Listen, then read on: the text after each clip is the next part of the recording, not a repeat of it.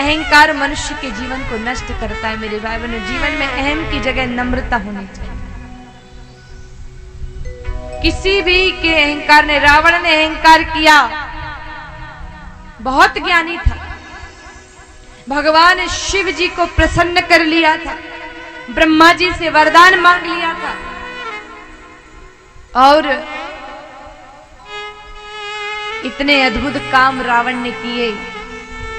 लेकिन रावण जैसे ज्ञानी मनुष्य भी आज, अब विचार कर लीजिए, कोई रावण को ऐसे बोलता है कि रावण जी महाराज, बोलो, नहीं बोलता ना।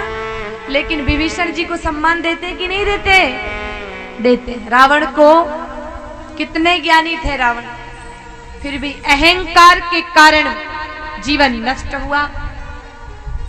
और अहम जिसमें होता है, अहंकार जिसमें होता है, वो झुकने नहीं देता मनुष्य, हमेशा अपनी पूंछ ऊंची रहनी चाहिए, यही होता है। अहम की जगह नम्र रहो जीवन में। विनम्रता अगर जीवन में होगी तो सब कुछ मिल जाएगा, क्योंकि विनम्रता ऐसी एक बड़ी निराला उपहार है भगवान का, कि जिस विनम्रता से दुनिया की सारी वस्तुएं हमारी हो सकती हैं।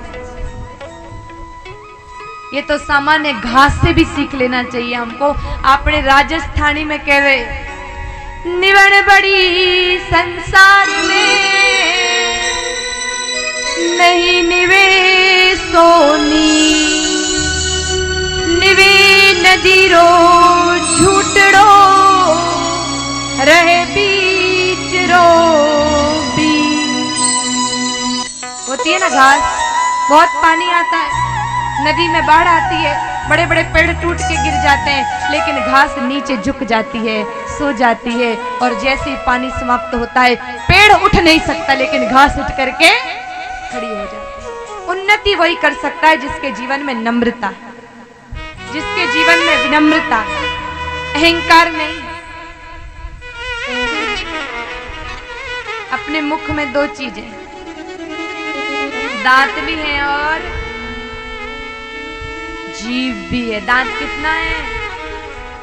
32, और जीभ 1।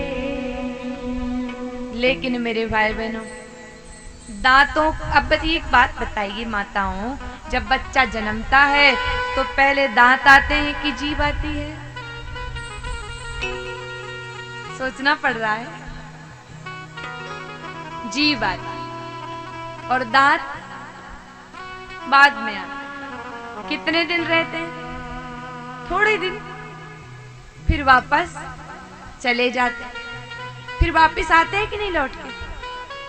नहीं आते, आते हैं और थोड़े दिन फिर रहते हैं, और एक एक करके फिर से वापस। क्यों भाई? जीभ भी मुंह में है और दांत भी मुंह में है, फिर जीभ इतनी जन्म से शमशान तक साथ देती है और दांतों का आना जाना लगा रहता है। क्यों? क्योंकि जीभ बड़ी नरम है और दांत बड़े कड़क हैं, कठोर हैं। आप देखना उनकी कठोरता। भोजन करोगे ना, और भोजन करते समय दांत में कुछ फंस जाए तो साफ सफाई कौन करता है? जीभ करती है, जीभ ही करती है। लेकिन अगर वही जीभ बिचारी भोजन करते करते, अगर मेरे प्यारे माताओं और भाइयों, वही जीभ दांतों के बीच में फंस जाए तो क्या होता है? बीच में आ जाए तो काट लेते हैं। रोज सफाई जीभ ही करती है दांतों की, फिर भी दांत जीभ को काट देते। ये पहचान है अहंकारियों की। गर्दन भी काट दो फिर भी वो अपना अहंकार नहीं छोड़ते। उसके सामने फिर क्या करना चाहिए? तो जीभ से सीखो। एक बार दांतों ने जीभ से झगड़ा कर लिया। जीभ ने कहा, भैया मैं आपका कुछ बिगाड़ती नहीं हूँ, सफाई करती हूँ, इसलिए मुझे मत परेशान कर।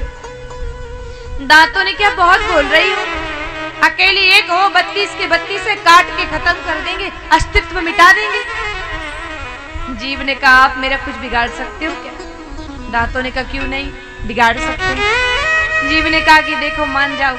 दांतों ने कहा देखो हमसे लड़ाई मत करो। अब दोनों में लड़ाई चल रही है। जीव ने कहा नहीं मानोगे। दांतों ने कहा बिल्कुल भी नहीं मानेंगे। जीव ने कहा ठहरो। सामने से घट्टे कट्टे मोटे ताजे बड़े अच्छे पहलवान आ रहे थे। जीव ने फटाफट 2-5 गालियां दे दी। पहलवान ने मारा मुक्का, 32 के 32 बाहर आ गए। अहंकारियों का अहंकार ऐसे नष्ट होता है।